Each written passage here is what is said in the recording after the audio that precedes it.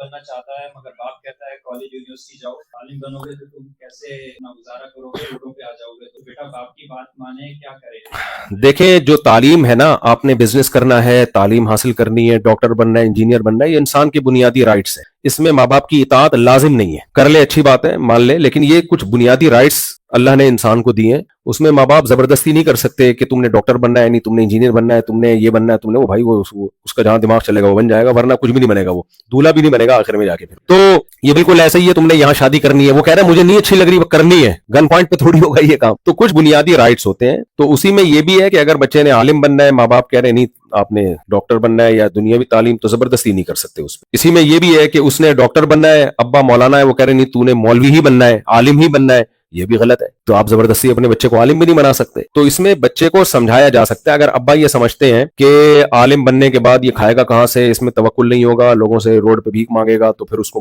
سمجھا دیا جائے بیٹا کھائے گا کہاں سے. تو اس لیے میں جو ان کی جو ابا کہہ رہے ہیں نا اپنے بیٹے کو کہ بیٹا تو کمائے گا کہاں سے، اگر بیٹے میں توکل ہے، کیونکہ توکل اگر نہیں ہوتا پھر یہ بہت بڑی مصیبت بنتا ہے. پھر وہ لوگوں کے سامنے ہاتھ پھیلائے گا، پھر جس شیخ صاحب کو دیکھے گا جیب میں ہاتھ ڈال رہے ہیں سمجھے گا شاید چندہ دینے کے لیے یا ہدیہ دینے کے لیے. کیونکہ غربت میں اگر استغنا نہ ہو تو غربت بہت بڑا عیب ہے. انسان کی عزت نفس مجروح ہوتی ہے، وہ ہر وقت دوسروں کے ٹکڑوں پہ پلنے کی سوچتا ہے، یہاں سے گھسیٹ لوں یہاں سے گھسیٹ لوں. تو جب کوئی عالم بننے کے لیے مدرسے میں آیا ہے تو اگر کشتیاں جلا کے آیا ہے، کیسی کی تیسی، بھوکے مرے، کھانے کو ملے نہ ملے، کسی کے سامنے ہاتھ نہیں پھیلانے. ہمیں تو حضرت مل گئے مفتی رشید احمد صاحب، انہوں نے ہمیں 8 سال جو ہے نا بھر دیا ہمارے اندر کہ کسی کے سامنے اپنی حاجت ظاہر نہیں کرنی اور سر اٹھا کے جینا ہے، ہمیشہ یہ بتانا ہے اللہ کا دیا بہت کچھ ہے. تو وہ تو ایسا انہوں نے 8 سال ٹریننگ کی ہماری. تو ہر ایک کو ایسے ٹرینر ملتے بھی نہیں ہیں. اور جو ہے میں تو اس توکل کے معیار پہ نہیں ہوں، لیکن ایک مثال ہے، ٹوٹی پھوٹی بزرگوں سے نسبت ہے جس کے اللہ نے مجھے بچایا. میں نے زندگی میں مجھے نہیں یاد پڑتا کبھی کسی کے سامنے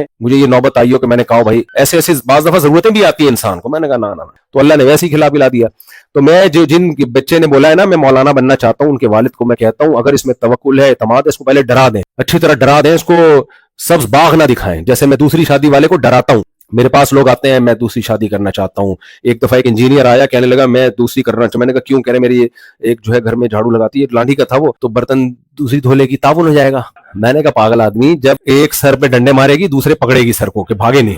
بے وقوف آدمی ہے تو، انجینئر بن گیا پتہ نہیں کیسے بنا ہے. وہ جو جھاڑو لگا رہی ہے نا وہ بھی لگانا چھوڑ دے گی. تو کہہ رہے آپ خود ہی تو ترغیب دیتے ہو. میں نے کہا میں یہ سب چیزیں بتا کے ترغیب دیتا ہوں کہ یہ ہوگا، ان سب کے لیے تیار رہو. تو اس لیے بچے کو عالم بننے دیں، لیکن اس کو پہلے بتا دیں کہ سوکھی روٹی پہ گزارا کرنا پڑے، بھوکا رہنا پڑے، لوگوں سے یہی کہنا ہے اللہ کا دیا بہت کچھ ہے. تو اگر یہ اسٹائل سے ہے تو ٹھیک ہے، ورنہ پھر نہیں آئے، پھر ٹھیک نہیں ہے.